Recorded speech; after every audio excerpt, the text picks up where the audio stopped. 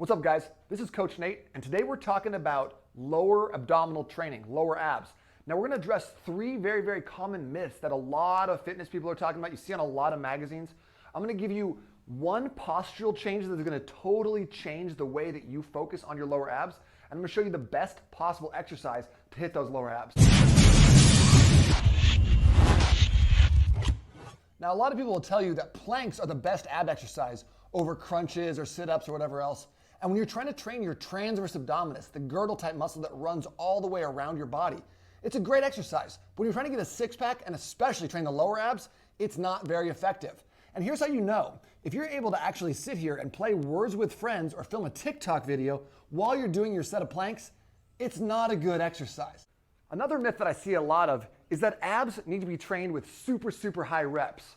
Well, here's the thing. Abs are just like any other muscle. They're going to grow when you add constant stress to them and progressively overload those muscles. No different from your biceps, your shoulders, or your chest. So remember this point next time before you get back on the ground and start doing sets of 50, 60, 100 crunches, which are really effective for getting your spine nice and worn out and tired, and very little else for your abs. I get this question a lot. How do I lose the fat right here in my stomach? And I've got some good news and some bad news for you. Abs are not necessarily revealed in the gym through thousands of crunches or sit-ups. They're actually revealed by what we do in the kitchen, by the nutrition we're taking in. On the bad news side of that thing is that spot reduction is a lie. It's a myth. Being able to spot reduce your lower abs, your love handles, your thighs, any problem areas on your body is not possible. So anyone who's going to tell you, hey, buy my body wrap product because it works, is lying to you, and they just want to take your money. So you can stop believing that. You can get rid of that and start focusing on the things that are actually going to move the needle for you. Number two, here's a quick tip. You'll always be able to tell if you're not going to get any results if you can check the area with the back of your hand and see that it's still cold.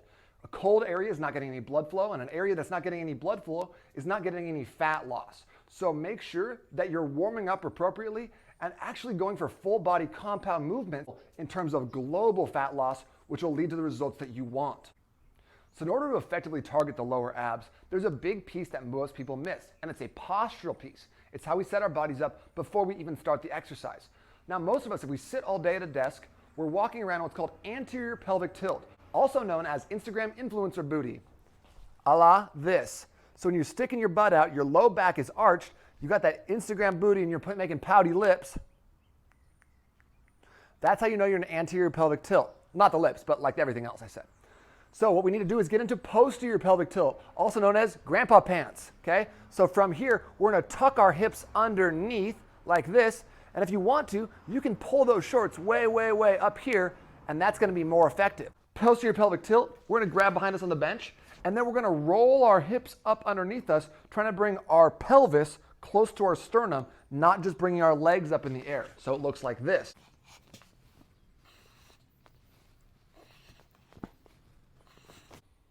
So here's the number one best exercise you can start adding in today to work on your lower abs. Now, you don't need to know the science behind this, but I'm going to show you why this works. We're going to take a ball. It doesn't have to be a big Swiss ball like this. It can be smaller. Make sure it's light so it doesn't fall on you and diminish your ability to have a family later in your life. But what we're doing is we're going to squeeze this ball between our legs. Now, when we squeeze it between our legs, we're going to do something called antagonistic inhibition, which essentially means we shut down the muscles of the hip flexors, which want to take over and do this exercise for us, rather than letting our lower abs do the job. So we shut them down, and then we're going to use that posterior pelvic tilt we talked about to maximize the contraction, the squeeze. So if that doesn't make any sense, just watch what I'm doing.